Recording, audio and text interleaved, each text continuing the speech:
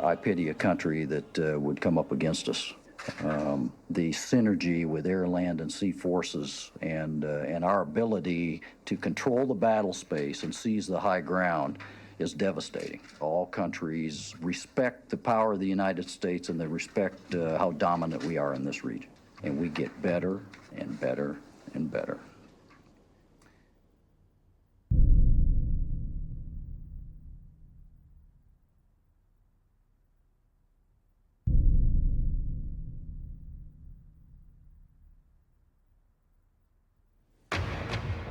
Tonight at 10, a rare glimpse of China's ambitious expansion in one of the world's most contested regions. We report from the South China Sea, where the Chinese are warning off anyone who comes too close to their building program. We continue our look this morning at what China does not want you to see. The United States says the superpower is reclaiming land in the South China Sea. The fact that we're dealing with a situation right now where we, the U.S., has to be much more aggressive in dealing with the Chinese government. CNN has learned that the U.S. Navy is about to send a destroyer there.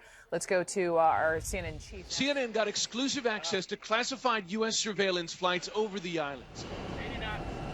The threat of China is becoming big news.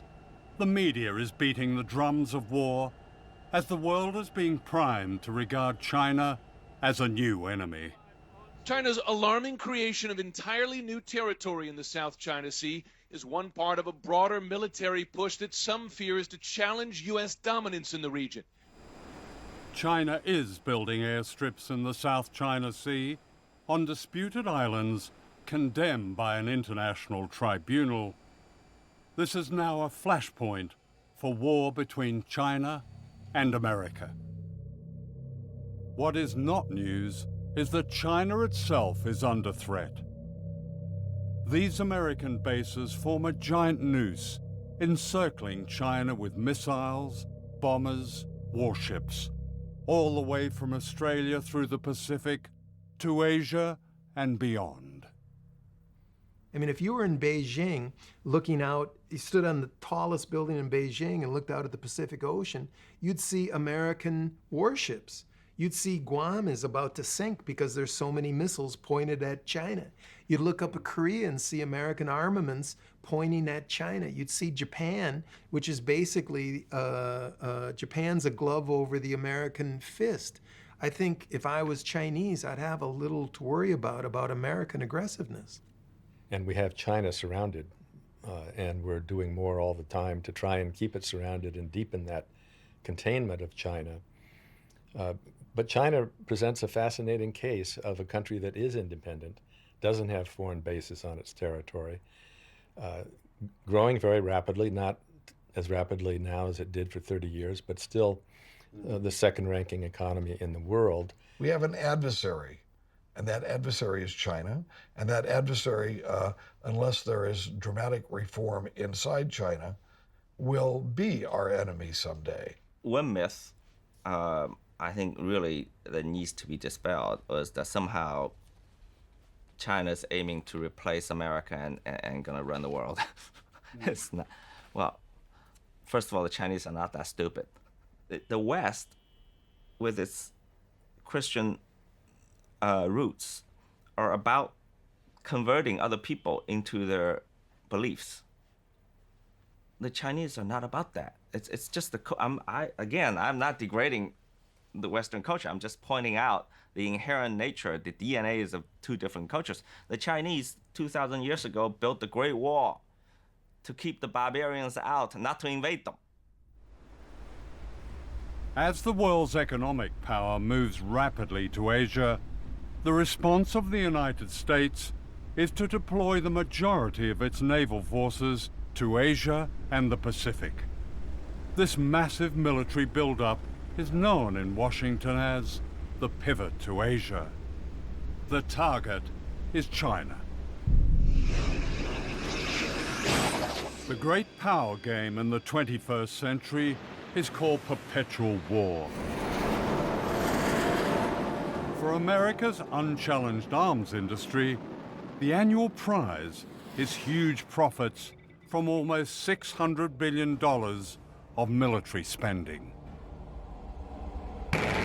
Once an imaginary weapon on Star Wars, the electromagnetic gun is now reality. You're sitting there thinking about these next generation and futuristic ideas, and we've got scientists who have designed these, and it's coming to life.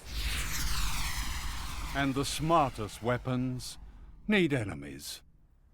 As a Pacific nation, the United States will play a larger and long-term role in shaping this region and its future. I have directed my national security team to make our presence and mission in the Asia-Pacific a top priority. In one sense, is the US already at war with China? Yes, on the ground and in the air. The winner of the Nobel Peace Prize, President Barack Obama, has committed to trillions of dollars to our nuclear arsenal. He's committing trillions of future dollars to war in space. And we need an enemy for all this money, and China's the perfect enemy.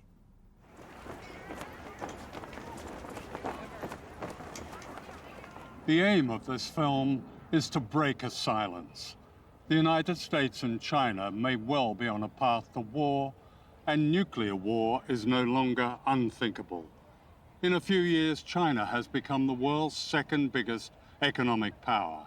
The United States is the world's biggest military power, with bases and missiles and ships covering every continent, every ocean. China is a threat to this dominance, says Washington. But who is the threat? This film is about shifting power and great danger. It's also a film about the human spirit and the rise of an extraordinary resistance among people on the front line of a coming war, where the words "never again" have an urgent meaning for all of us.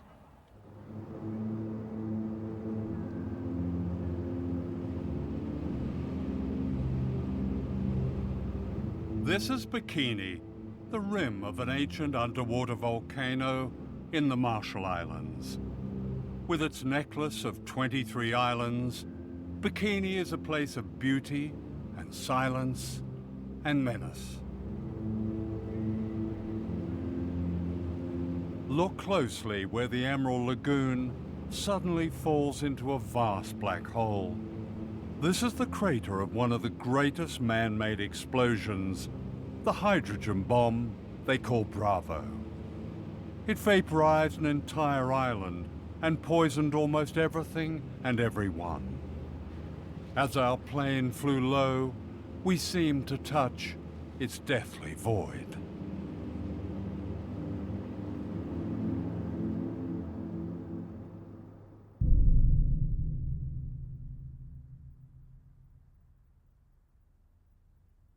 The Marshall Islands lie in the vast Pacific Ocean between the United States and Asia. Captured from the Japanese in World War II, they've long been America's strategic secret, its stepping stone to Asia and China.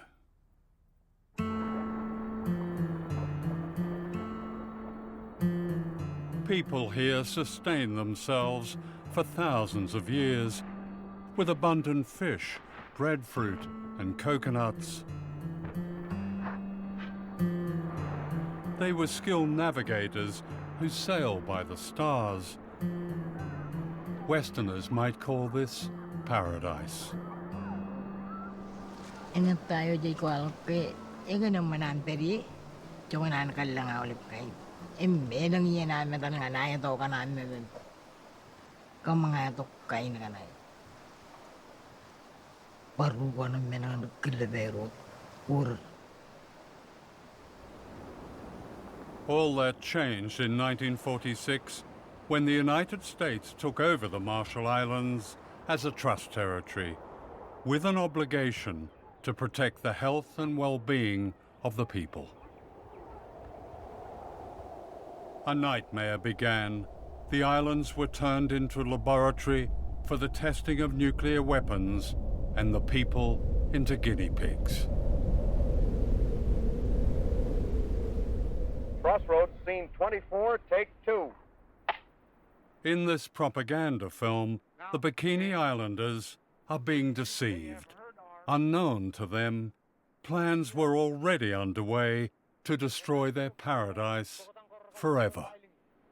will you ask King Judah that the United States government now wants to attempt to turn this great destructive force into something good for mankind, and that these experiments here at Bikini are the first step in that direction?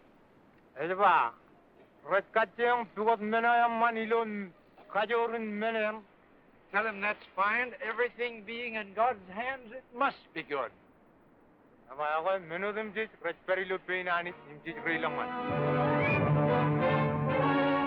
87 ships take positions 3 miles off Bikini to suffer the shattering impact of the 5th atomic bomb. Here will be An armada of warships was assembled in Bikini Lagoon in order to blow them to bits.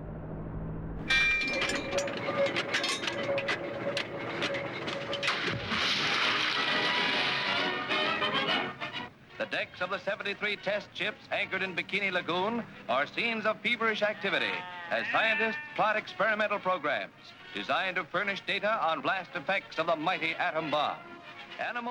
Animals were strapped to their decks like a perverse Noah's Ark.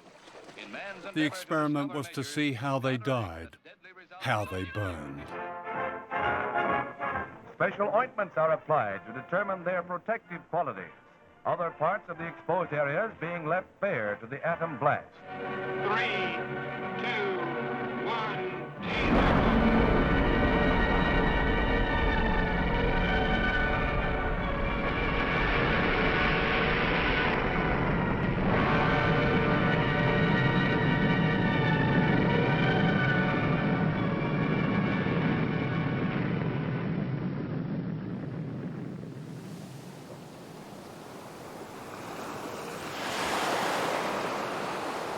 Yo, iti bongonin rane o me arod la kwamayo.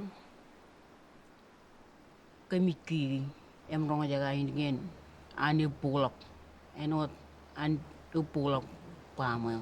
Akem jayuta, em kemu ye yurutongam lagrio tongan nabut ilo jimarungon rane. Kami iloan enot iya, puyin kain kalara oleh kain kalara enot ngai iya kan merik pulu, green, yellow.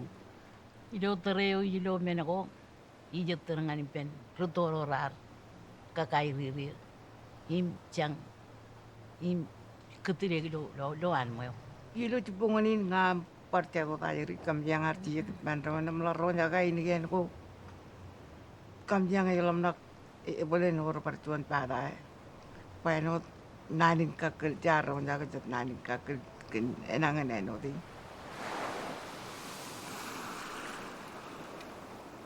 Being on Bikini today is disturbing ghosts. I struggle through the jungle to the bunker where they pressed the button at 6:45 on the morning of the H-bomb test. Now claimed by the undergrowth, it's like a subterranean temple to modern times. They drank milk-made powdered milk, smoked Lucky Strike cigarettes, and later this sign was erected that's beyond irony. It says, "Please leave this property as you find it. Thank you for your kindness and understanding."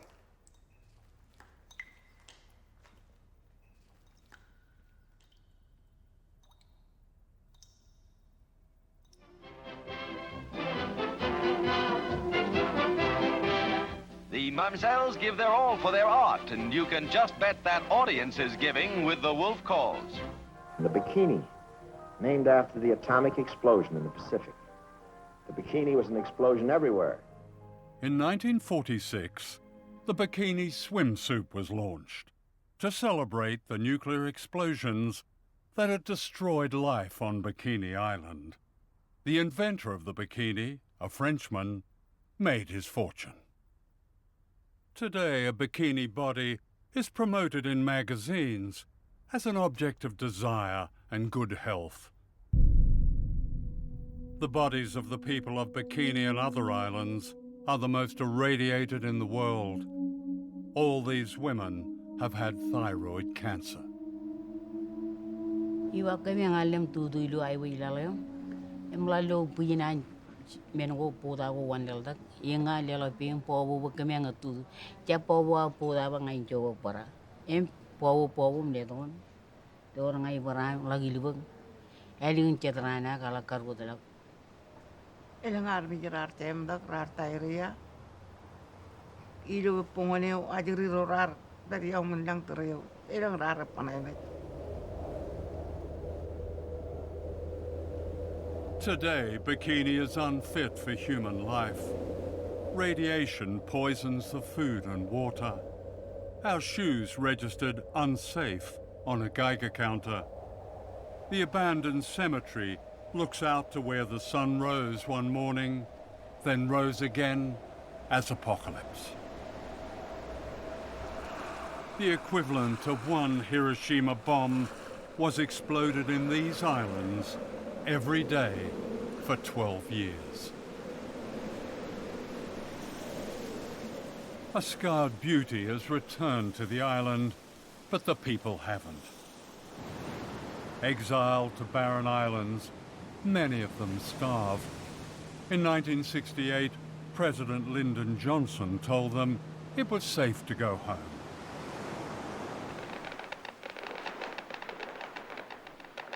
But it wasn't safe, and the US authorities knew it wasn't safe. Ijala ke minin kiaman karar kamana nga ay chep accident aglukun molin karar rar do godin kokure ijin ya eni gan eni im inkiye un nair to eno program kana ito kan karana kaga yo jangan an cerwal payini pem aga karja accident man. What happened as a result of the Bravo test was that a cover-up was launched very shortly after March 1. I mean, there's such a history of wrong information, outright lies, deception. There was no attempt to take the most conservative approach and make sure that everybody was okay. They knew where the radioactive fallout was going to go. And they took that risk and went ahead and detonated the bomb, knowing full well which way it was going to go. They still had an opportunity to evacuate, even on the day of the shot. But these people were not evacuated, we were not evacuated, and the people on Udrich were not evacuated. So it only leads one to believe that, number one, the United States needed some guinea pigs to study what the effects of radiation would do. And that's a pretty strong indication that the United States knew that. It seems extraordinary. Here we are, this far into the 21st century, talking to people still frightened of all that nuclear fallout, all those tests, all those years ago. The impression I get is that there's so little trust among people. The U.S. is trying to provide as much information, as much good information as we can. Yeah.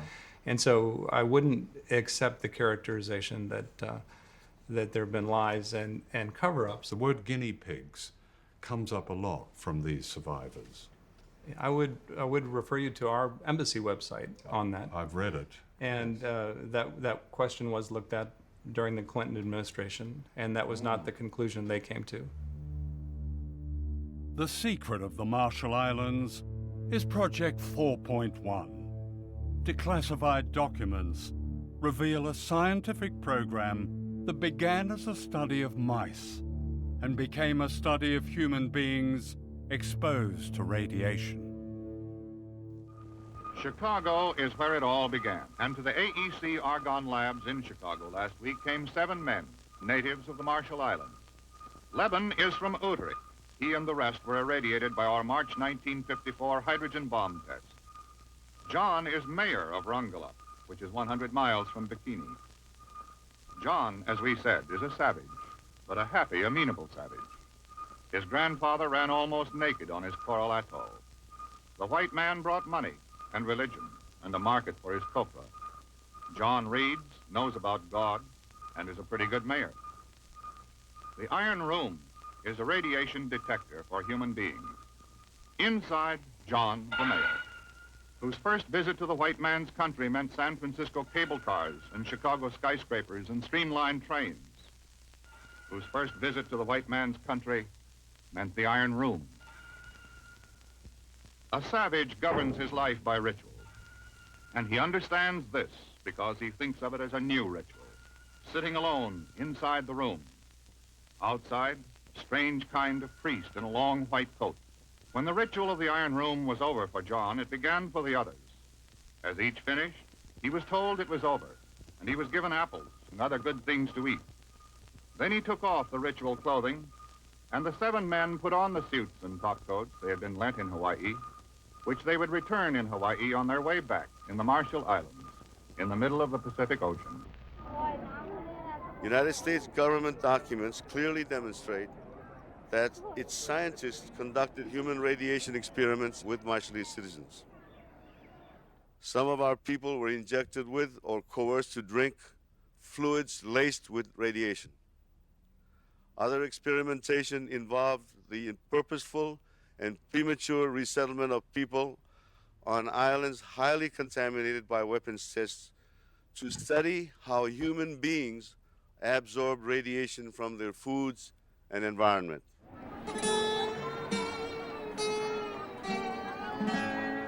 These people are guinea pigs. They are part of the experiment Project 4.1. They're being returned to Rongelap, an island 100 miles from Bikini, by the US Navy. They were told repeatedly it was safe to go home. This happy couple believed they were going home to safety. The man is John Anjane, the mayor of Rongelap, the happy savage from the Iron Room in Chicago. His wife is Majua, and this is their baby son, Lekoj. They had no idea of the horror that lay ahead. They are being returned to an island described by a US atomic energy official as by far the most contaminated place on Earth. He added, "It will be interesting to get a measure of human uptake when people live in a contaminated environment." The people of Rongelap remained on their poison island for 28 years as guinea pigs, the objects of regular scientific examination. Ngay chập nó cũng mà lại lang nangan bi ray walo ko pera kan kay ngay chập ta ray jajak ta nangan bi gin ray walo jan cancer mama arbar thyroid per jelelok ni men no kon thyroid me ngay chập rar chập apredi etan value cha du rar apredi im is bar reaction terus ada kan terus ngay chập ta mak ke chuan accident kan ta lali lu tan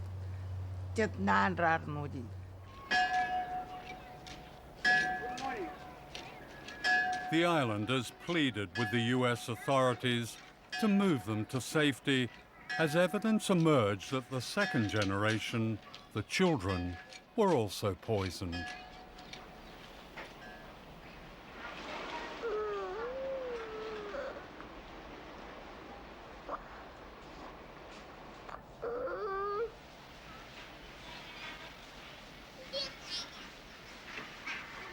Desperate to leave, the islanders called on Greenpeace to rescue them.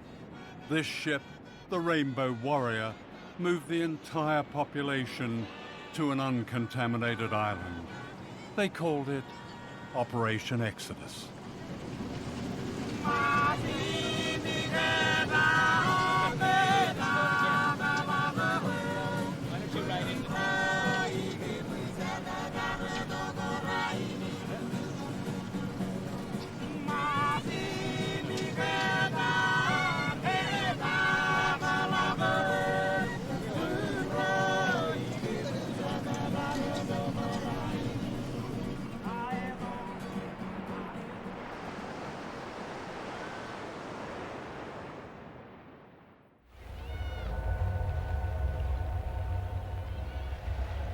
This is Dr. Robert Conard, a leading medical scientist of Brookhaven National Laboratories.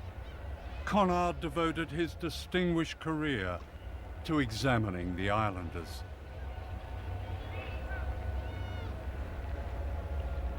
He wrote, "The habitation of these people on the island will afford the most valuable ecological radiation data on human beings. The various radioisotopes present can be traced from the soil to the food chain and into human beings."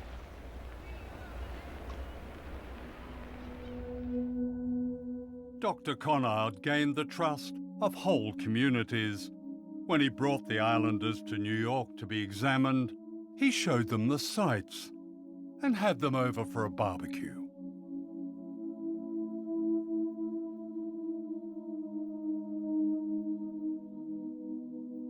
When John Anjane's son Lekoj died, aged 18, Dr. Conard sent the man they called a savage a sympathy card. "From your friend, Bob." In 1957, Majua Anjane was the smiling young woman seen here on her way back to Rongelap, unaware of the danger she and her family faced. This is Majua 28 years later, grieving the death of her son Lekoj from radiation poisoning.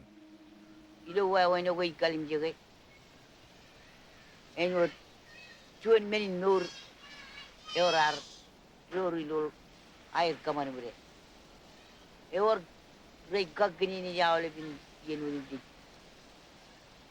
nagar ba eno power rei mujidi eleng jigin eno peraga toru lu awale ben jigin ulim di pen pere wegare awale jigin pen meno tuan meni nur Imilo terrain itu agar kalim jawa wenai jarbale arjuan menuun eroipa kenge ila kalim jawa wenai jarbale nun mini nur pacik jalok wewin ewe yangin menyo ala bagalam nakaga oleh ben minun di kun ribale we rar ko kuralar ngundi im mujidi wayare kakini ni jidu why when I tell the you know many nur budget and when many kalamalau yan kaka ole beran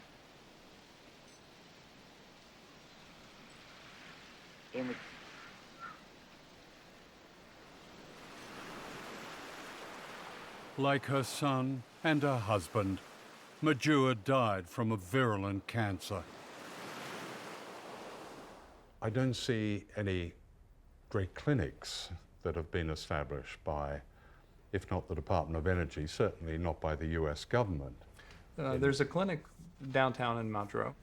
There's also a whole body counter. You can have the plutonium in your body measured as well. Anyone can for free. This is the plutonium measuring shop, where they'll tell you how radioactive you are. People waiting to be tested are welcome with a video showing their islands being blown up.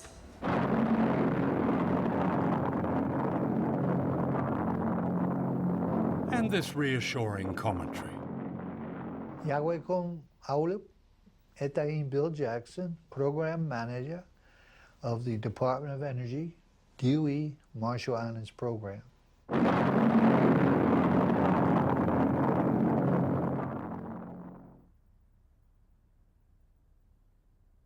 This is Rinok, a refugee from the poisoned island of Rongelap, whose family owned land and lived a secure, prosperous life. Now she lives in a shack in the capital, Majuro, with her children and grandchildren. She has no water, no sanitation.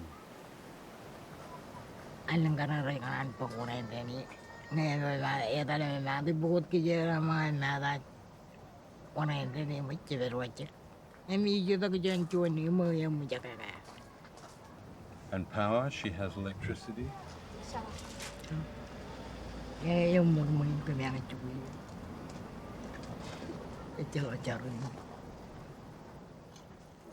In 1986, the United States granted limited independence to the Marshall Islanders on condition that they accepted a mere $150 million compensation for the damage caused by nuclear testing. A claims tribunal was set up and soon ran out of money. An appeal to the US Congress more than a decade ago still awaits a reply. Icap kariri ngarai menen merong paglalu na yana kalabai kadorai ranai per uyaki mangai.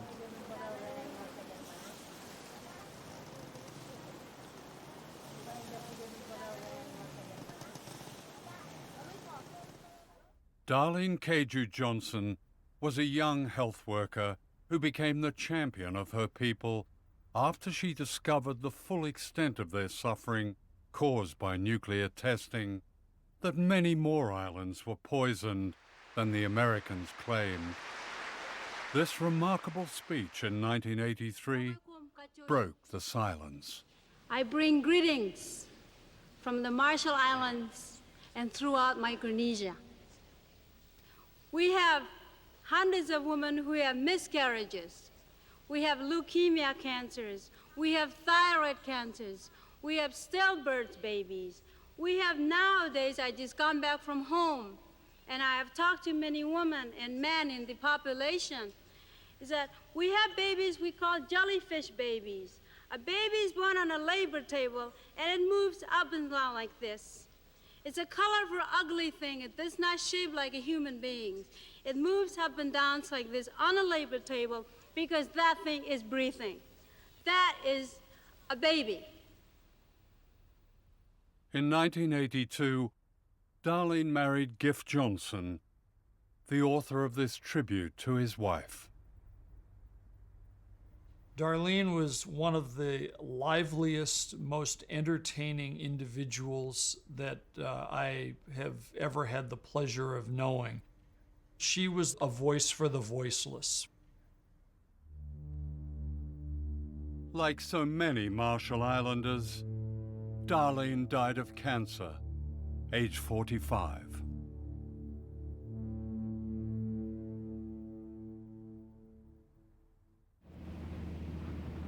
This is the largest of the islands, Kwajalein, occupied by one of America's most important and secretive bases. Known as the Ronald Reagan Test Site, it's a missile launch pad that commands the Pacific Ocean all the way to Asia and China.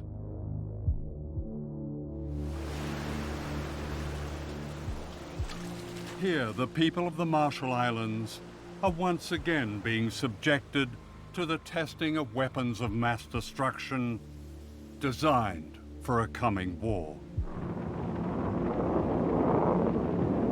The base is part of a remarkable plan known as Vision 2020. Devised in the 1990s, its aim is described officially as full spectrum dominance. This means control of all land, sea, air, cyberspace, and space. 5, 4, 3, 2, 1, ignition. From California, almost 5,000 miles away, the U.S. Air Force tests its intercontinental missiles by firing them at the Marshall Islands. Imagine a missile coming screaming out of the sky. It's absolutely terrifying. I think that there's really nothing that I can imagine that would be more terrifying than this. And we're talking about devices that any one of them could go off course. None of this disturbs life on the base, where small-town America has been recreated, a wonderland of the suburban good life.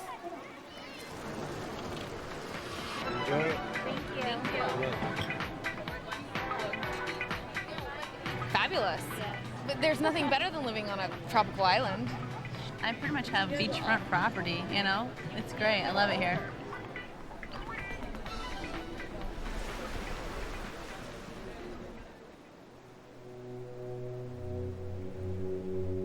Just across the bay is Ebi Island. Known as the slum of the Pacific, more than 12,000 people live here on a strip of land less than a mile long. Many of them refugees from what is now the missile base and from islands poisoned by nuclear testing. Every day, people from Ebi are brought to work on the missile base to water the gardens and the golf course. Then they are ferried back to their poverty. This is apartheid in the Pacific.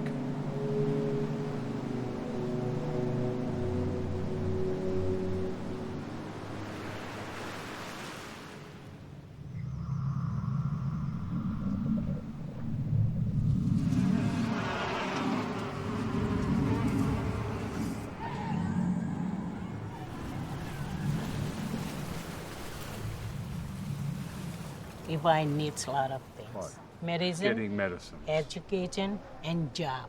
Vegetable and fruits. Vegetable and fruits. Yes. Here we are, it's a tropical island, and you need vegetable and fruit. Yes. Fish, vegetables, and fruit were once abundant on Ebi.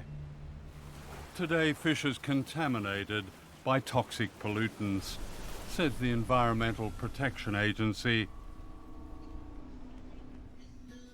Now the only food most people can afford is processed and imported. They have the highest rate of diabetes in the world.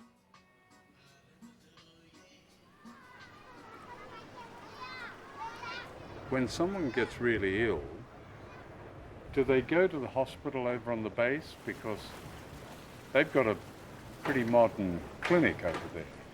They don't treat them with medicine. They just go there for taking the blood and then x-ray. So what happens when somebody is seriously ill? They cannot do anything. The most consistent example given is the example of the Ronald Reagan missile site and Ebi next to it. On the Ronald Reagan missile site, there's a vivid example of the United States, golf courses and swimming pools and all kinds of amenities. Right next to it is what is called the slum of the Pacific. It's a challenge. Ebi is in great need right now. We've talked about infrastructure.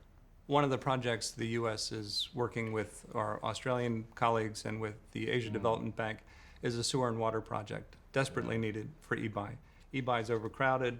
The schools need repair. Actually, the U.S. military did a survey back in the 70s and found that the sewers didn't work and the water didn't run and the electricity wasn't there. It only happened not all that long ago. They found almost exactly the same thing. Why hasn't that been fixed? There's complete agreement that Ebi should be a priority, and not only because of the current activities of the Ronald Reagan Space and Missile Defense Site, but there's also now an additional component that is providing for global security, and that's the Space Fence project by the Air Force. Every missile fired on the Marshall Islands by the U.S. military costs $100 million each. This derelict school bus is the only one on Ebi. They can't afford to replace it.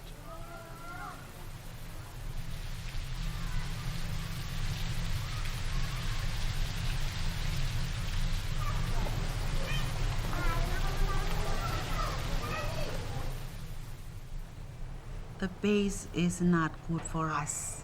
The people of Marshall Islands, we have no need for it. It's being used to test missiles to fire at countries like China. Yes, and anywhere else if they want to. What would you like to see happen there? I want our land back.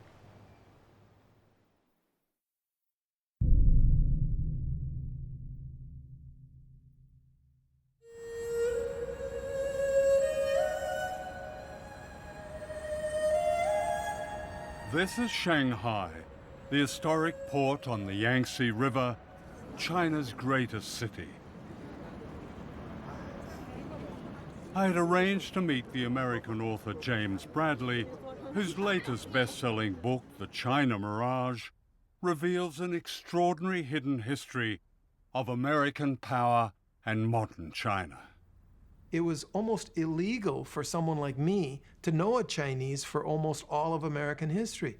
The Chinese came to America to mine gold and build the railroads, and Americans decided we didn't like the competition. So in 1882, we had the Chinese Exclusion Acts, which kept the Chinese out of the United States for about 100 years. So you have the largest population in the world that can't come to the United States. So at just the point we're putting up the Statue of Liberty saying we welcome everybody, we were erecting a wall saying we welcome everybody except those Chinese. Fear of a rising China today is the latest chapter in a history of propaganda that presented the Chinese as uncouth and infantile.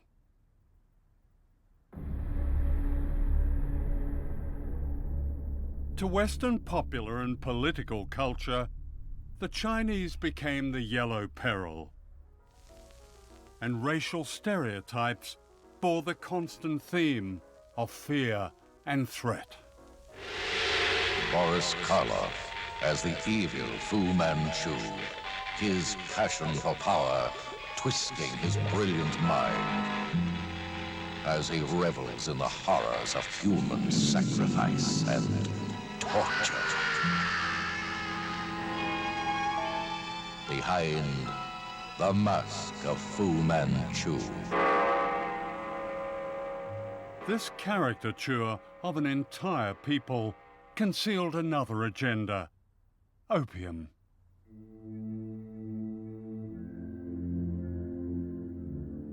For the American elite in the 19th century, China was a gold mine of drugs. Warren Delano, the grandfather of Franklin Delano Roosevelt, was the American opium king of China. He was the biggest American opium dealer, second to the British. He welcomed the first American ship into China to help out with the opium wars. Much of the east coast of America, Columbia, Harvard, Yale, Princeton, were born from opium money. The American Industrial Revolution was funded by huge pools of money. Where did this come from? It came from illegal drugs in the biggest market in the world, China. Let me get this right. The grandfather of arguably the most liberal president, Franklin Delano Roosevelt, was a drug runner. Yes, sir. Franklin Delano Roosevelt never made much money in his life. He had public service jobs that were very lowly paid, but he had yachts, he had summer homes, he had mansions in New York City. The kids went to private schools. He inherited a fortune from Warren Delano, his father, who was the American opium king of China. If you scratch anyone with the name Forbes in their name, John Forbes Carey, Secretary of State John Forbes Carey. That's the present Secretary of State. Yes, sir. You'll find opium money. His great-grandfather was an opium dealer. How big was opium money? Opium money built the first industrial city in the United States, Lowell, Massachusetts. It built the first 5 railroads in the United States. Opium money all over the East Coast, but it wasn't talked about. It was called the China trade. And if you go to various museums, you can see teas and silks exhibited, and they keep quiet about all that big opium money. In the scramble to get opium money, China was invaded and colonized by Britain and the other imperial powers. Foreign armies grabbed whole swathes of China. This is the American army in Tiananmen Square, Peking, in 1900. Great cities like Shanghai were taken over and declared concessions, and foreigners lived a life of privilege and luxury amidst terrible poverty imposed on the Chinese.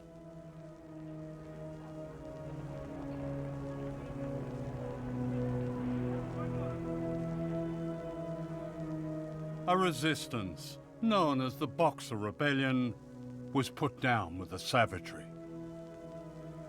This rape of China set the tone for how China was perceived in the West well into the 20th century. This is the distinguished historian Theodore H. White, an advisor to the White House, speaking in the 1960s.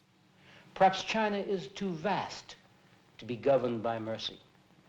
Yet if Chinese mind craves order, they must be brought to recognize they are the biggest factor in the world's disorder.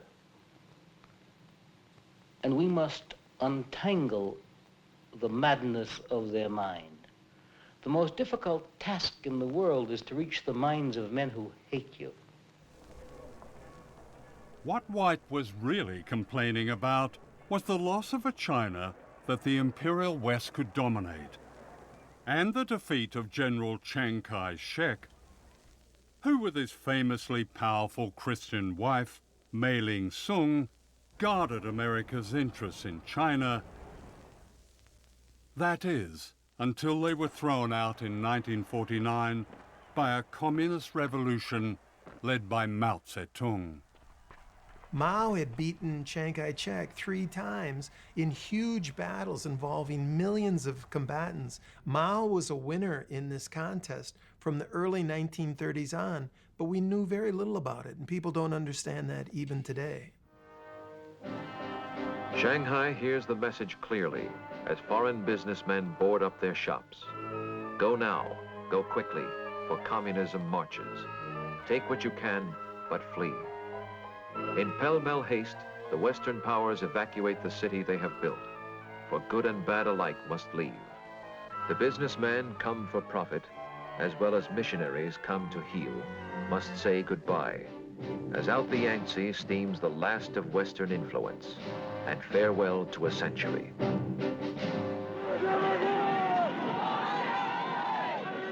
Even today, it's difficult to understand the paranoia ignited by Mao's revolution.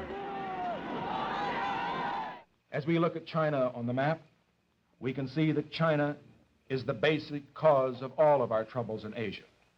I believe that for the sake of our safety, it is necessary to be prepared for the possibility of a Chinese missile attack on the United States. One of the myths about Mao is that he was an implacable enemy of the capitalist West.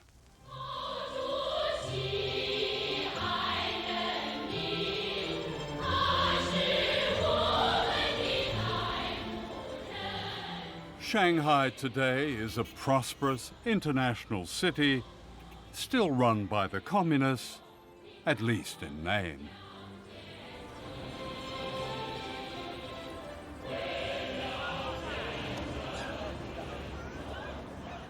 When I was last in China more than a generation ago, the loudest noise was the tinkling of bicycle bells. Mao had just died, the streets were dark, the universities were closed. The chaos of the Cultural Revolution had given way to a great silence. "We're exhausted," was the freest comment I heard. Coming back, the change is barely comprehensible.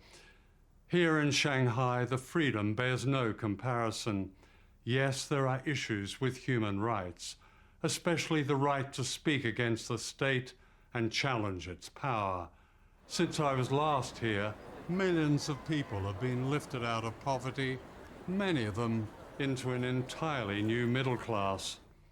This epic is still barely understood in the West, or should that be willfully misunderstood? The truth is that China has matched America at its own great game of capitalism, and that is unforgivable. One measure of China's new capitalism is the Uran Rich List. This league table of China's mega-rich is published by Rupert Hugenworth, an old Etonian whose Chinese name is Huron. He's received many awards, including China's Man of the Year. This year, 2015, has probably been the most extraordinary year of wealth creation in the history of China again. You know, I've been doing this list for 15, 16 years. I've never seen a year like 2015. You know, normally for 200 million pounds or $300 million, we find, say, about 800,000 people. This year, 2015, it's doubled. There'll be more dollar billionaires known about in China than in the US. So the US, up until now, has been the leader in terms of business, you know, the most successful business tycoons in the world. China 2015 will have overtaken the US, so amazing.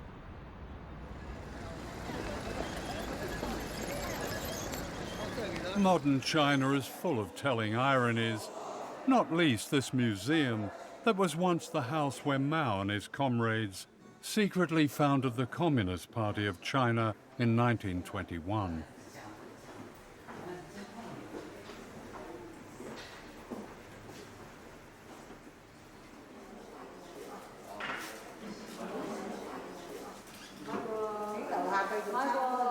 Today it stands in the heart of an exclusive, very capitalist shopping district.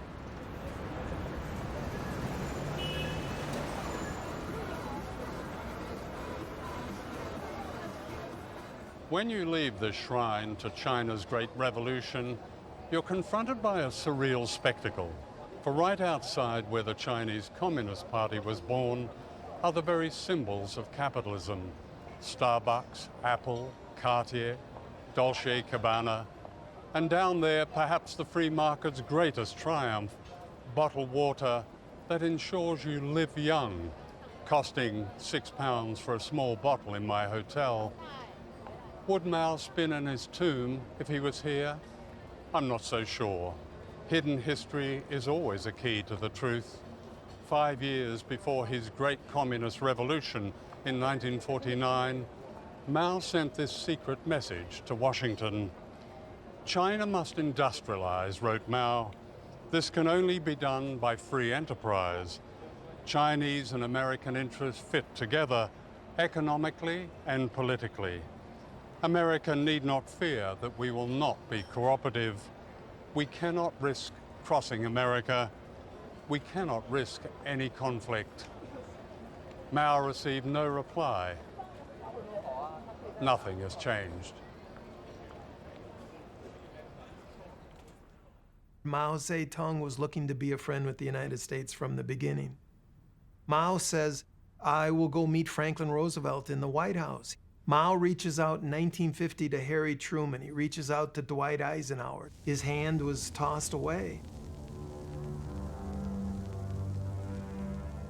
This opportunity that might have changed history, prevented wars, saved countless lives, was lost because the truth of Mao's overtures was denied in the Washington of the 1950s.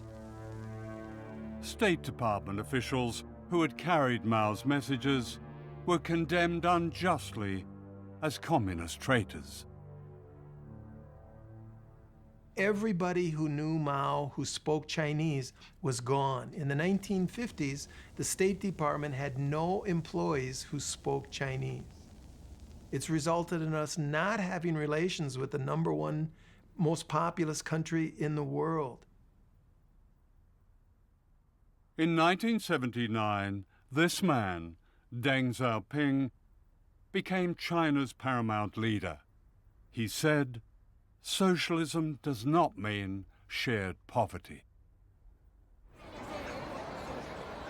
This was code for the most radical reform since Mao's revolution, the return of capitalism to China, but this time controlled by the Communist Party.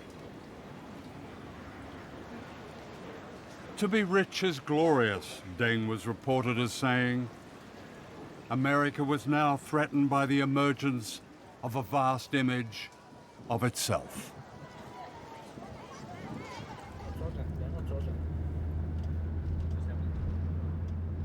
This is one of the many very exclusive gated communities in Shanghai, where an apartment is one of the prizes of the new communism.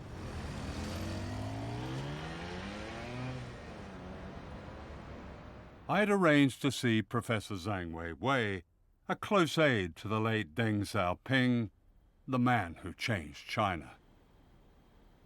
Deng is really extremely long-term visionary, a leader with exceedingly long-term and strategic vision for his country, for his people. And China is still following that path. Yeah.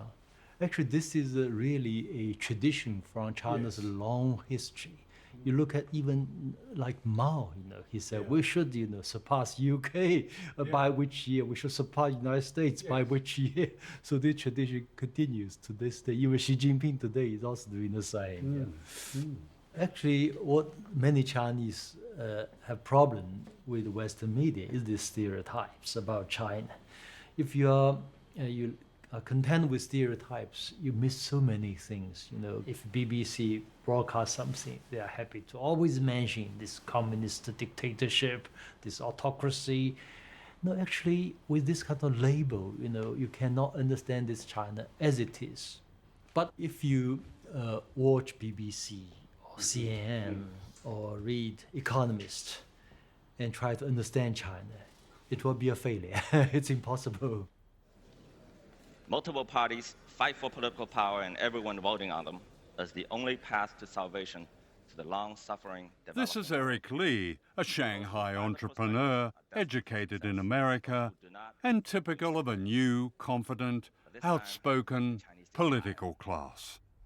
Now in China, there are a lot of problems, but at the moment, the Chinese, the party state, has proven an extraordinary ability to change. I mean, I make the joke how in America, you can change political parties, but you can't change the policies.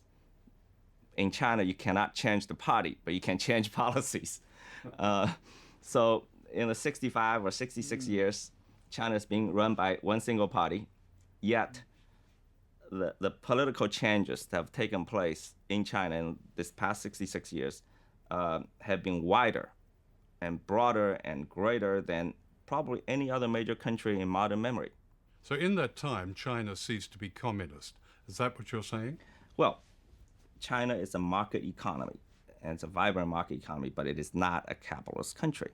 Here's why.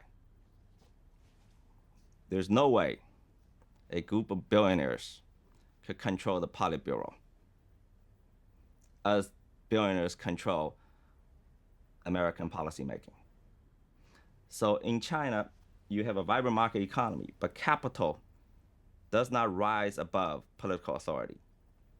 Capital does not have enshrined rights.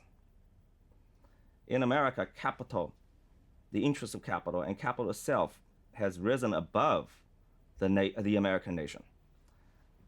The political authority cannot check the power of capital. And that's why America is a capitalist country, but China is not.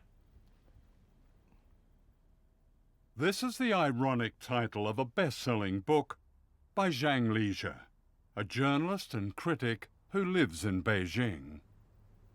Many Americans imagine that the Chinese people live a miserable, repressed life with no freedom whatsoever. That's not quite true. If you speak to many ordinary Chinese people, they will tell you they feel their life are quite free.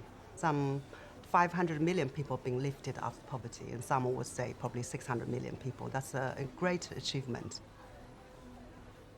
For many Americans, the yellow peril has never left them.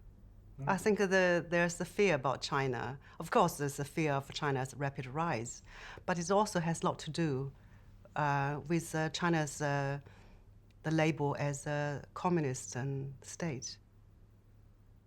China's objectives are modest compared with their weight. They're not trying to run the world. They're not even trying to run Asia Pacific. I think they want to keep America from dominating the Asia Pacific. So they have what they believe is their rightful place in Asia Pacific because of long civilization, long history, and their size. So their objectives are really modest compared with their capacity. The wealth, the new wealth in China, they often say this is the product of self-made entrepreneurial skill. Yeah. But is it not also the product of the exploitation of people at the bottom? What are known in China as migrants, but they're not really migrants, they're Chinese. If you really, go to talk to these migrant workers, you will find quite surprisingly, over the past 5 to 7 years, they have experienced a greater income increase than any other social groups. China is not a class society. But China is a class society. These are the homes of migrant workers, people who build and service the new China.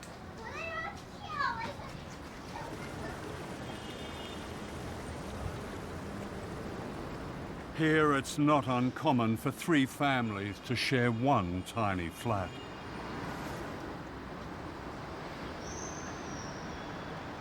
You would associate a socialist country with equality, but unfortunately, since the reform has started, China has become one of the most unequal societies in the world. The income gap is widening. Government, I feel, have retreated some of the responsibilities, left the market to take over, but the market does not always treat women kindly. Some private companies, they would just refuse to hire child-bearing age women. And sometimes when women become pregnant, they will sack them because they don't want to pay the maternity leave. And in fact, the income gap has grown much bigger between men and women. Your old boss, Deng Xiaoping, presided over the bloodshed in Tiananmen Square. What would you say to the survivors of Tiananmen Square? Because so many of those did fight for what they saw as democratic change in China. In 1989, there were 2 political forces. One was those represented by the Chinese students. Their hero was Mikhail Gorbachev, who happened to be in Beijing. Their slogan was, Soviet Union's today, China's tomorrow. So the idea was political reform first, other reform second. Otherwise, China would be hopeless. Yeah. And Deng's message was the opposite. He thought Gorbachev was an idiot. Yeah. He thought, China must have economic reform first, other reform second. This priority must be set clearly. Unfortunately, at that particular moment in 1989, the 2 political forces could not reach a compromise. So definitely a tragedy occurred. Yeah. It was more than a tragedy. It was a massacre, of which the memory remains a raw presence in modern China. Why does the Chinese state still fear the few who speak out? And I'm thinking of Liu Xiaobo. Exactly. I mean, this man won the Nobel Peace Prize, and he's in prison. He's violating the Chinese law, by a big margin. So, actually, the freedom of expression, similar views are aired by many people, but he's really going to the extreme. Liu Xiaobo challenged the government to implement democratic reforms and has spent a total of 13 years in prison. Why can't a confident China accept a criticism like this? So Nobel Peace Committee makes huge mistake. They owe the Chinese an explanation. If you cross the line, you violate the Constitution, you violate so many laws, you should be punished.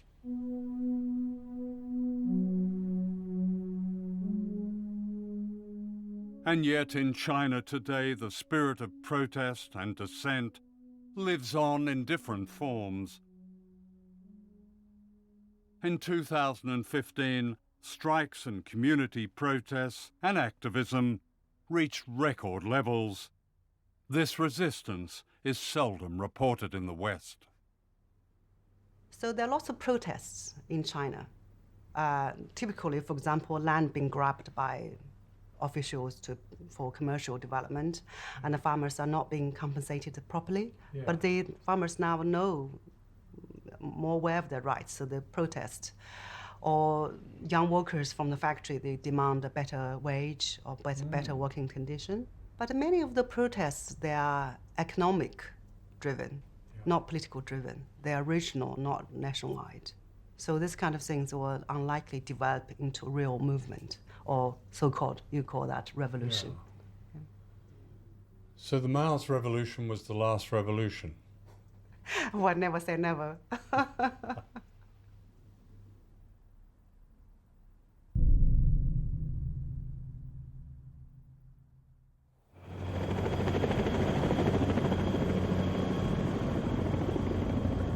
The Japanese island of Okinawa is occupied by 32 military installations. From here, the United States has attacked Korea, Vietnam, Cambodia, Afghanistan, Iraq. The sky is full of planes and helicopters.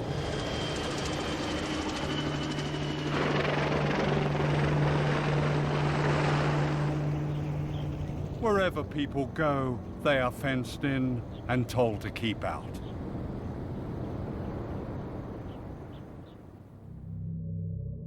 Okinawa is the front line of a beckoning war with China.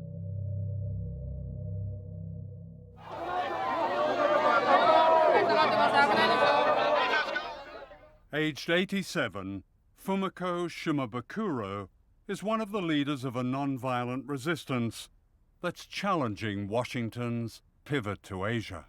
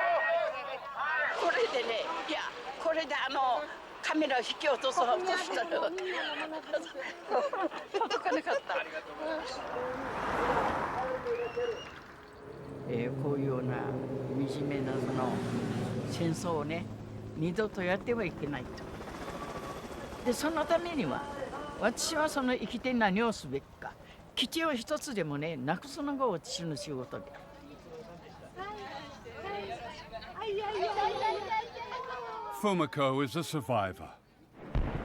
A quarter of the civilians on the island were killed in the American invasion in 1945, and a fear of war has been passed through the generations.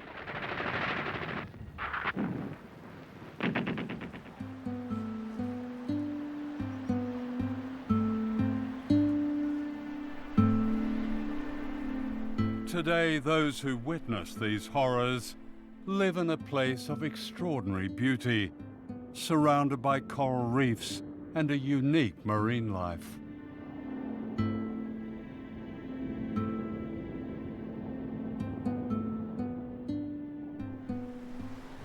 It was here in Hanoko Bay that the survivors of World War II sought refuge, and it's this they're now fighting to save. It's an epic struggle that pits these island people against the greatest military power on Earth.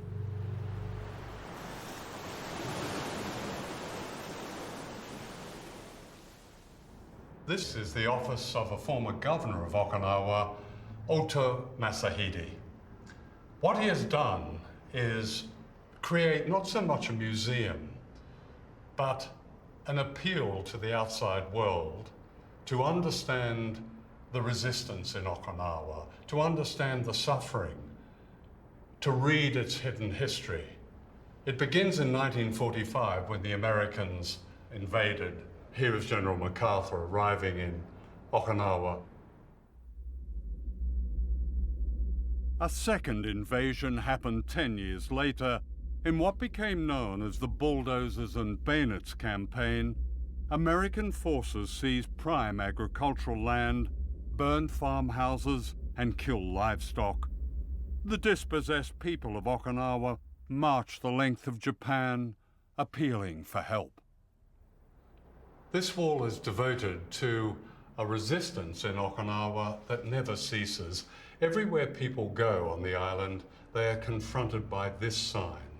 It tells them they must not go past this fence topped with barbed wire. These fences run like great ribbons across the island, and the bases themselves cut swathes across Okinawa.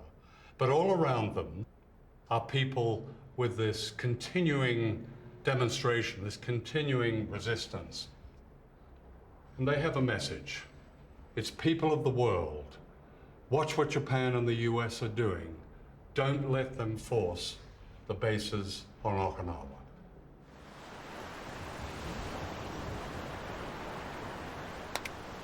そしてね、沖縄はずっと戦後ずっと基地はもうこれ以上の基地負担は嫌だと言ってきたことを日本政府はアメリカに対してはっきりものを言っていない。アメリカにもいい顔、沖縄にもいい顔してる。だからそれに対して腹が立ってちゃんとアメリカにものを言ってくれという気持ちでいます。まあだからここにジュゴンの保護区を作るためにはここに基地があったらできません。だからその基地はですね、国がもたらされてくるという民話があります。でその民話の中にジュゴンがですね、担い家内の幸からその幸を担い家内からその死者をですねがやってくるというふうに言われています。その担い家内から死者を連れてくる時にですね、ジュゴンの背中に乗ってくるというふうに言われているんですね。All this will be lost when much of the bay becomes concrete runways for bombers at Camp Schwab, the huge US Marine base behind this fence.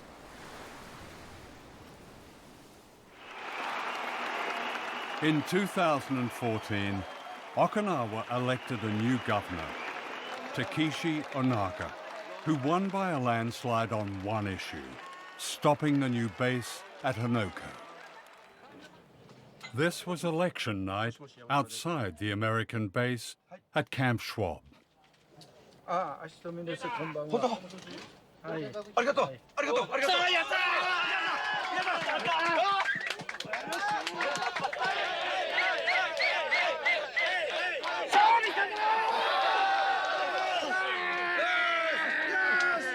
勝利。なんとも言えない涙が出てきました。自分たちが頑張った分、でもね、これからその基地がなくなるまで私は頑張りたいと思ってます。本当に今日は生きていてよかったと思います。はい。We shall overcome. We shall overcome someday. Oh, deep in my heart, I do believe we shall overcome someday.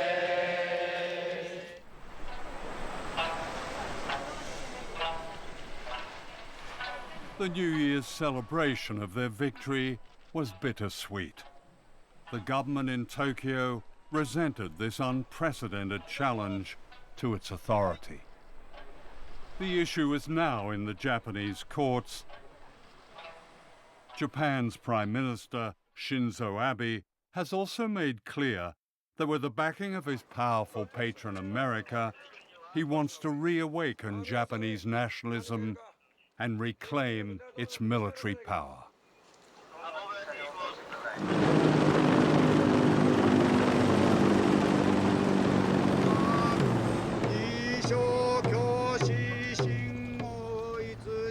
While we were filming this ceremony outside the base, on a day when people paid respect to their departed loved ones, giant American helicopters circled above us, intimidating as always.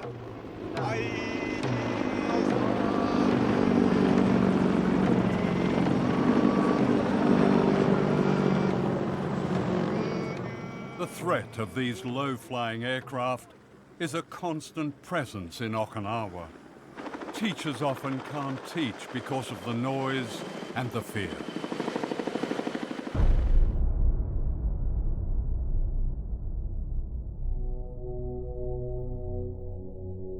This was the carnage when an American fighter crashed into a primary school after the pilot had ejected to safety.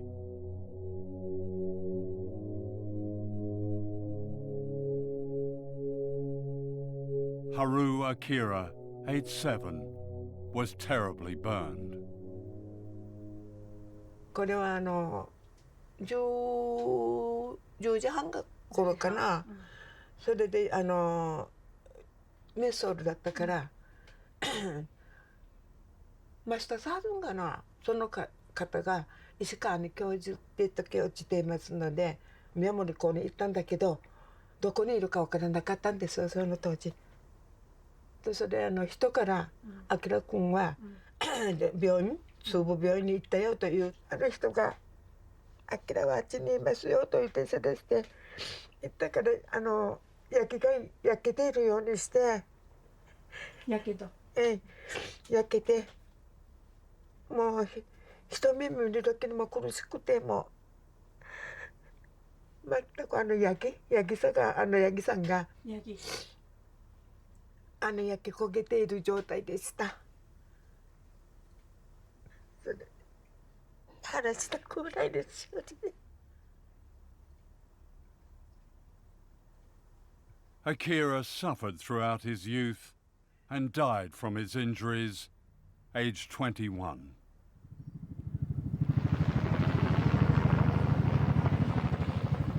Another tragedy waits to happen on Okinawa. US military aircraft have been involved in 44 accidents on the island. The latest threat is this hybrid plane, the Osprey, notorious for its safety issues.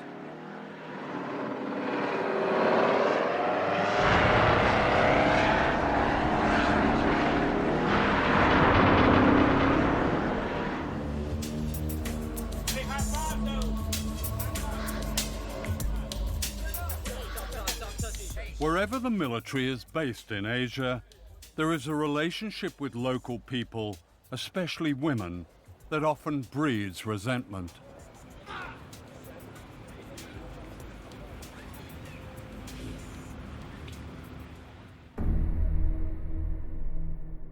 In Okinawa, this resentment ignited a riot in 1970. Scores of American GIs were pulled from their cars, which were set alight. For Washington and its compliant ally in Tokyo, it's this kind of insurrection that they fear.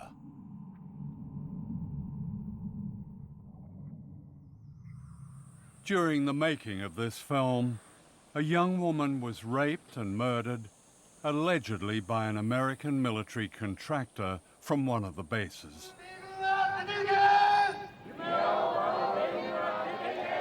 It was the latest of thousands of cases of violence, and it brought massive crowds into the streets, demanding an end to the military occupation of their country.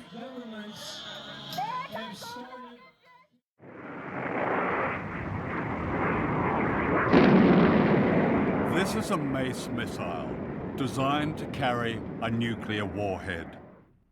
During the Cold War, the United States secretly installed nuclear weapons at this launch pad in Okinawa. Most of them were aimed at China.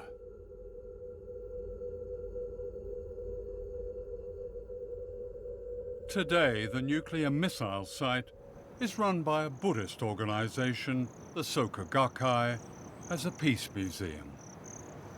In 1962, the atomic weapons loaded on the missile was almost launched.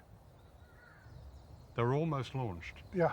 According to the spokesman of this military base, said they were ordered to prepare, then received second order to stop it. One of the American servicemen, whose job was to fire the Mace missiles, has since revealed that China was a nuclear target during the Cuban Missile Crisis in 1962. We were told that we had to launch all the missiles, but we only had one missile headed towards Russia, and we did not see why we should have to involve the other countries. The captain suggested that everybody crack the doors open, so it would take less time to launch a missile if the doors were cracked open. One of the launch crews was on the point of firing their missiles when a duty officer suspected the order was false. The launch officer on the B side was told to send 2 men over there with 45s and to shoot anybody that tried to launch until the situation was resolved.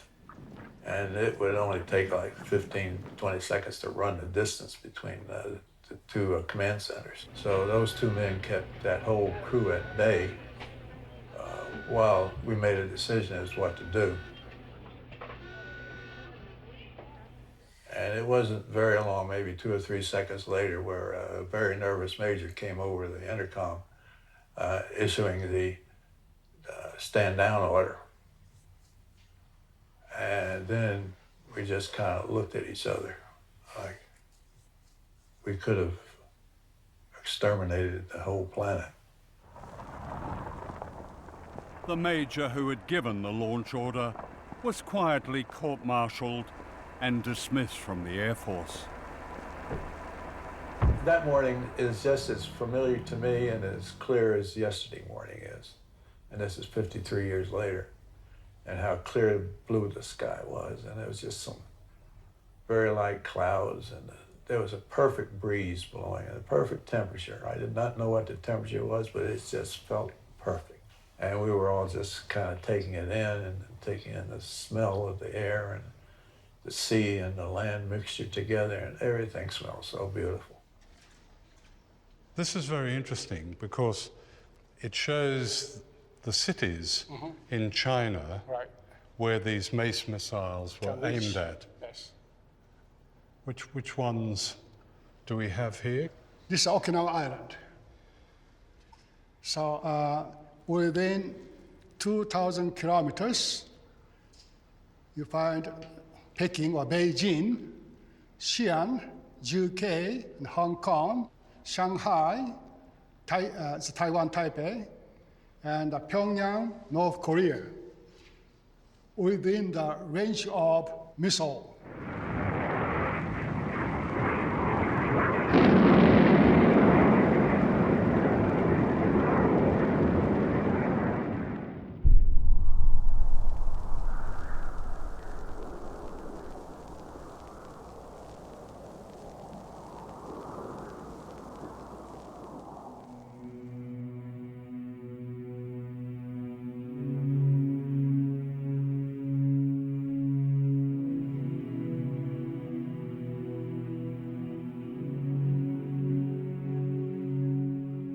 This is the work of the Okinawan sculptor Kinjo Minoru. It's a tribute to the suffering and resistance of the people of this island.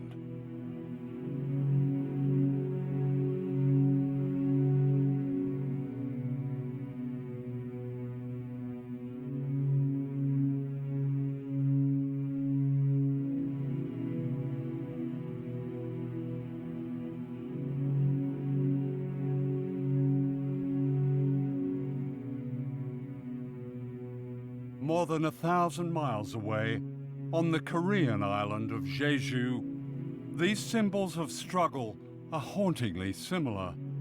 The work of Korean sculptor Ko Gil-chun represents another fight of island people for freedom.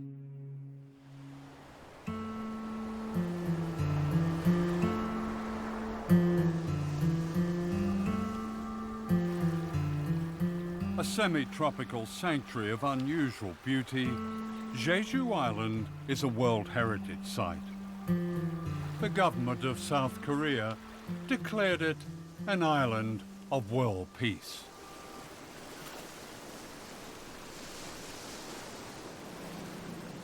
But on this island of peace has been built one of the most provocative military bases in the world, less than 400 miles from Shanghai.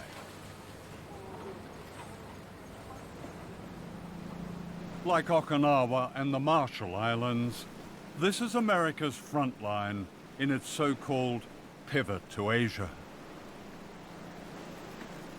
Here in once unspoiled Ganjung village, the South Korean Navy has built a base for American aircraft carriers, nuclear submarines, and destroyers equipped with the Aegis ballistic missile aimed at China's defenses. China's lifelines to the world in oil, trade, resources depend on shipping that comes through choke points like this. The U.S. pivot into the Asia-Pacific is really intended to create the ability to put a loaded gun to the head of China and say, you know, you will do as we say, otherwise we will be able to restrict, we will be able to shut down, choke off your importation of oil and other resources.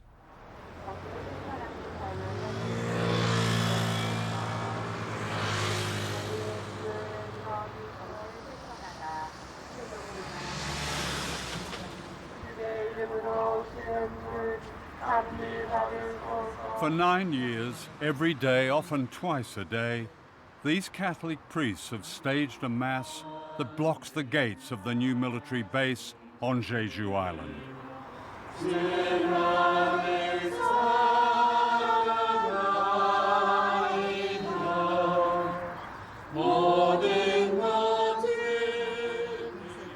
In a country where political demonstrations can be easily banned, unlike powerful religions, the tactic has produced this spectacle of resistance.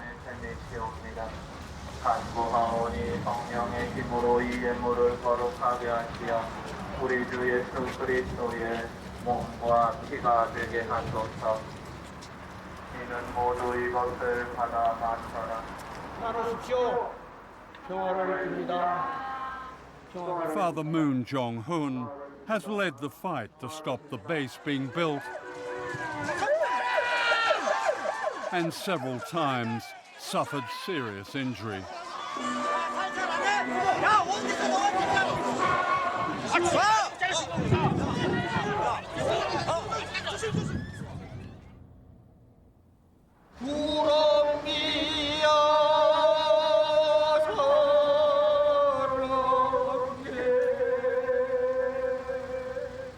I sing 4 songs every day, before Mass, during the Mass, at the end of the Mass, and the end of the Rosary. Yeah. The content of the song is very beautiful. The writer and the composer is the musician from this island. Oh. So I love him very much. And he gave me the song that I practiced. And I became a master to sing that song because I practice every day. Well, you sing it with such passion.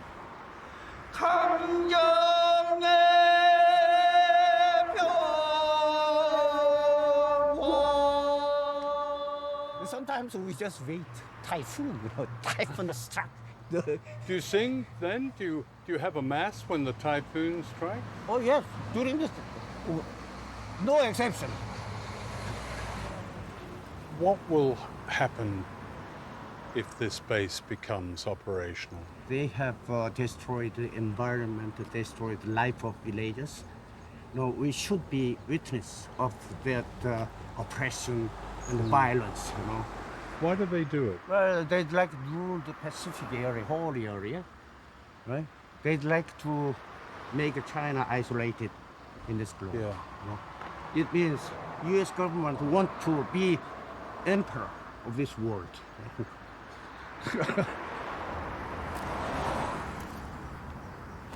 Meanwhile, a Quaker called Mr. O joins them with his own ritual of protest, accompanied by an artist called Wildflower.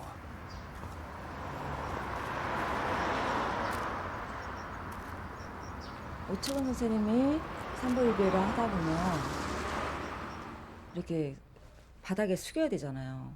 그래서 차들이 올 때 못 볼 수 있어요. 매우 위험하죠. 그래서 제가 뒤에서 좀 눈에 띄게 이렇게 하고 있으면 그런 교통사고를 막을 수도 있고요.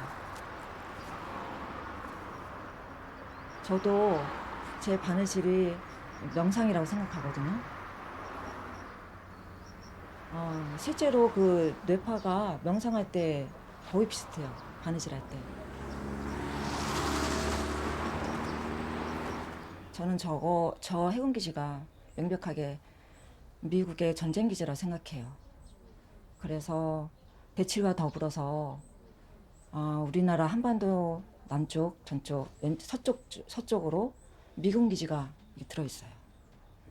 그래서 저는 이 제주가 마지막 이 이 서해안 쪽으로 전쟁 벨트를 지었는데 그 벨트의 맨 마지막이라 생각을 해요. 그 당연히 이거는 중국이 겨냥하고 있기 때문에 중국과의 분쟁 또는 이쪽 동북아의 평화를 정말 위협할 수 있는 그런 기지라서 이게 가장 큰 위험이라고 생각을 해요.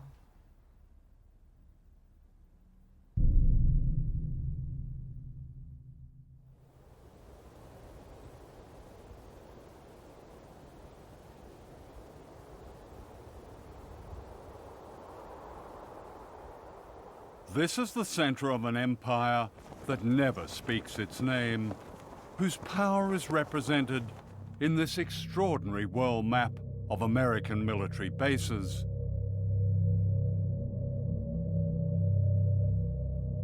"4,000 bases in the United States, almost 1,000 bases spread across every continent." The archipelago of empire, the bases that we have around the world, hidden in plain sight, are the real territory of our empire. But at the same time, we maintain independent governments in Japan or South Korea or Germany.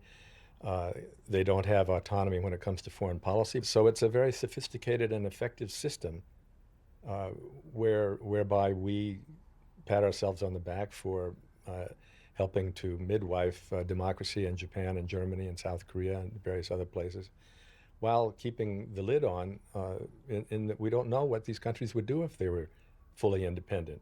And the beauty of this system is that most people pay no attention to it at all. They think it's just a natural occurrence to have 50,000 American troops in Japan. There's no country that has better anti-imperial cred than the United States, and we are not trying to recreate the glories of the British Empire. We're arguing that the world is round.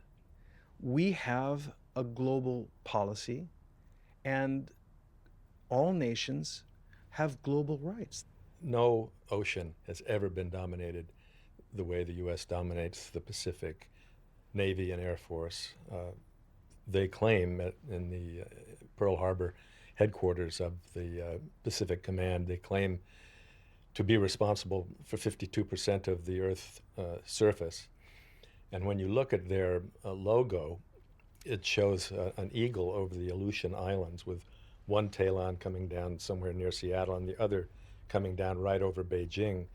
So Beijing looks at a network of bases, a real archipelago of empire that's been built up since the Korean War. You have had, and still have, an arc of bases that start in Australia and go through the Pacific. We have no bases in Australia. You have Pine Gap, you have Darwin, and you have a new facility in Western Australia. No, to speak precisely, we have no military bases in Australia. What we do is operate with and in Australian bases. Yeah. But we're not in the basing business nowadays. There's a growing collection of what are referred to as lily pad bases. These are bases that have typically 200-300 troops, no family members, very few amenities, and are often quite secretive. They're bases that are frequently constructed within a foreign country's base to disguise it, and generally are not referred to as bases. Many of these bases have been set up to combat China's worldwide economic influence. From these bases, the United States operates a secret army in 147 countries. If you're going to be a free country rather than give in to every gangster regime in the world, you're going to have to take a risk, because those gangsters, they want to eliminate good people in the world so they can and in China they want to dominate all of the Far East. They want to dominate just like Japan wanted to before World War II.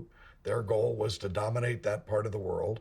Today, because there's been no political reform in Beijing, these guys want to dominate a huge chunk of the planet. Twilight struggle. Andrew Kurpenovich served on America's National Defense Panel. He's a military strategist and war planner. You've written that airstrikes and naval blockades have a role to play in punishing China. You've described the need for sea mines. You've described the need for special forces, US special forces, and missiles placed in islands. This sounds like a preparation for war. Our first president, George Washington, said, if you want peace, prepare for war. And essentially, what the United States is doing, again, is responding to provocative behavior on the part of China. And just as we did in the Cold War, the idea was to have a position of military strength such that your adversaries were not tempted to act in aggressive ways or try and employ coercion to get their way. I mean, just last week, the US Navy sent a guided missile destroyer into the Spratly Islands and South China Sea. And what was different about this, I think, was that Chinese fighters scrambled. That sounds like an escalator. Well, again, from an American perspective, the escalation was the Chinese beginning to militarize these islands in the first place, moving its military capabilities down into that region, engaging in provocative behavior against the commercial activities and military forces of other minor countries in the region that have claim to those islands. So it's a response to Chinese intimidation. Excuse me, how is commerce being intimidated in the South China Sea? There have been no military forces, no military bases there. The Chinese... Except the United States military base. Not in the South China Sea, and not even in the Philippines, because the United States withdrew its forces in the Philippines. But the United States is back in the Philippines. The Philippines and the United States have announced 5 different locations scattered all throughout the Philippines where U.S. troops will be stationed on a rotational basis. This threat to China from yet more U.S. bases on its doorstep was not an issue when an arbitration tribunal ruled against China's claims to the strategic Spratly Islands in the South China Sea. In 2015, the U.S. Navy rehearsed a blockade that would cut China's lifelines of oil and trade and raw materials. The danger of confrontation grows by the day. The US Navy is on the doorstep of China, regardless of disputed islands, and is there with low draft ships, planes, battle groups. It's right on the doorstep. What if Chinese ships, what if the equivalent was off California? Well, John, we ask ourselves that question regularly, and it's important to put yourself in the other guy's shoes. Yeah. So look, we don't operate in the Pacific in an effort to scare China, to contain China, to backfoot China. Our operations and our presence, first of all, is warmly welcomed by the vast majority of the coastal states. But secondly, is fully accepted by the Chinese. Time after time. Is it fully accepted? Yes. My impression. By their words. The Chinese My impression leaders, is that they're scared. And this is what they're scared of. A noose of bases right around China.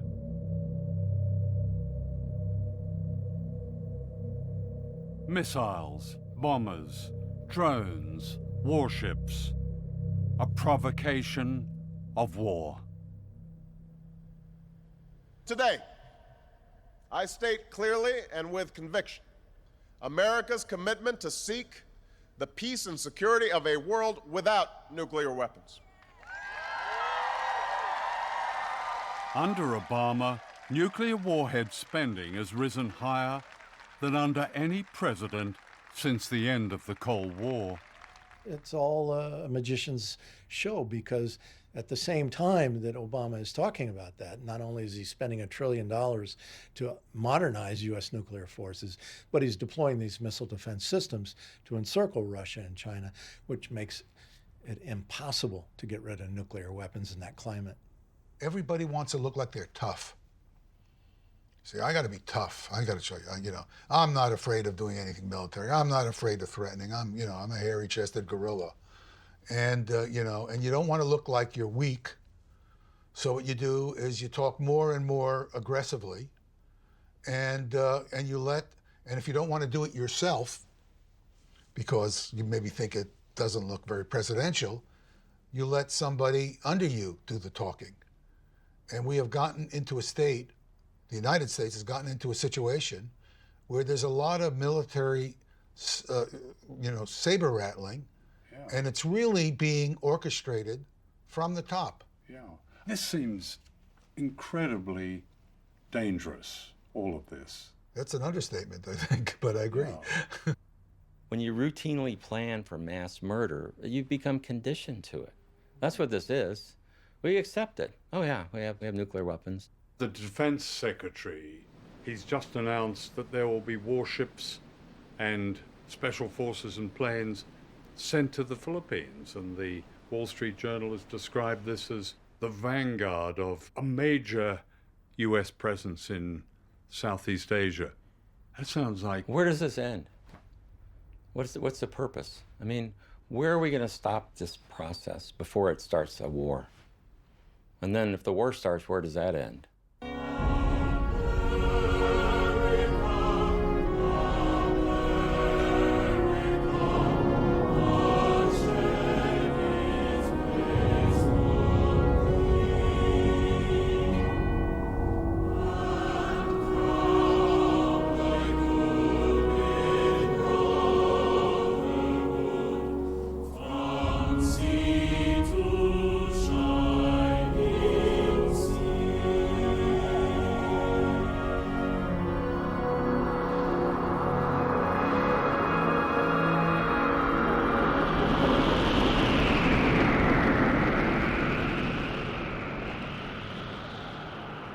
The scientific studies that I teach by the scientists that predict that the Earth can be made essentially uninhabitable from nuclear war, the scientists have been begging the Obama administration, well, they wouldn't say begging, but they've made multiple requests to meet with them and discuss these predictions because they're peer-reviewed studies, and they've been turned down over and over again.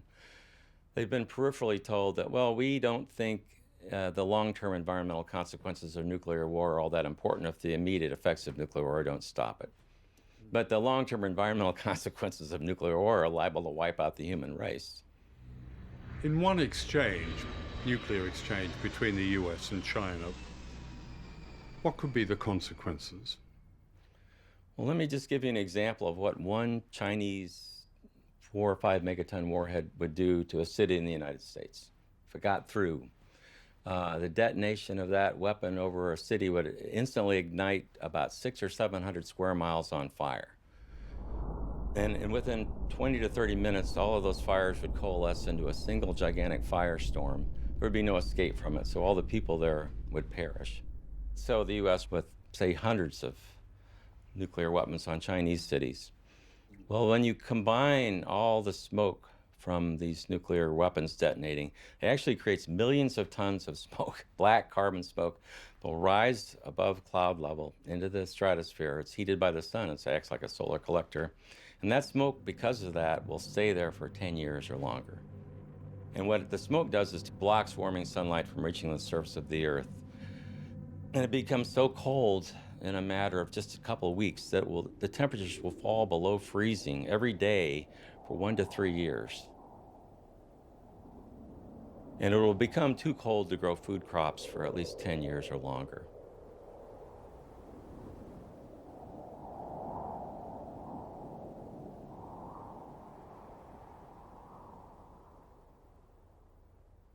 I mean, there's like a total disconnect with the changing world.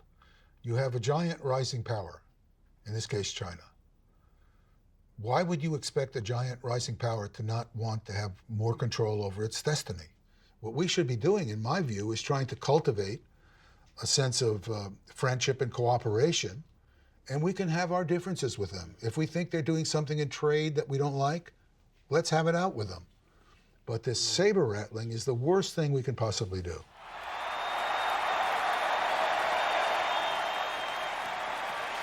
It is time to show the whole world that America is back, bigger and better and stronger than ever before. We don't have victories anymore.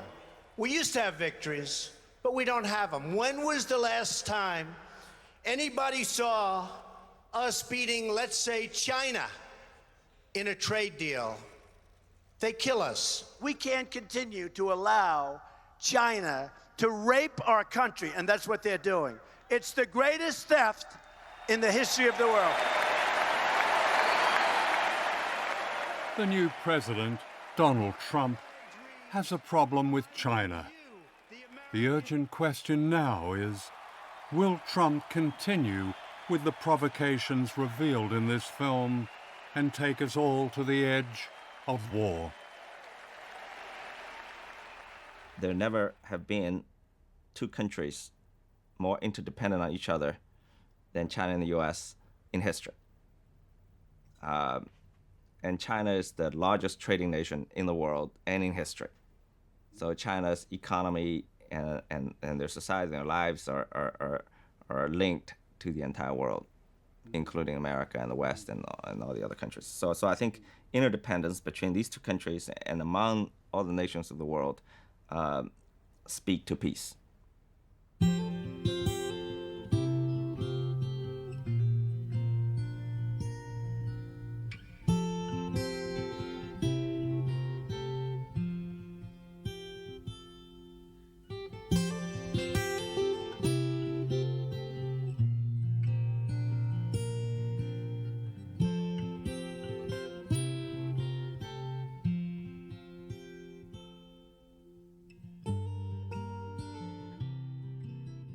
We don't have to accept the word of those who conjure up threats and false enemies that justify the business and profit of war if we recognize there is another superpower. And that's us, ordinary people everywhere, like the people of Okinawa, Jeju Island, the Marshall Islands, China, the United States. By speaking out, they deliver a warning to all of us. Can we really afford to be silent?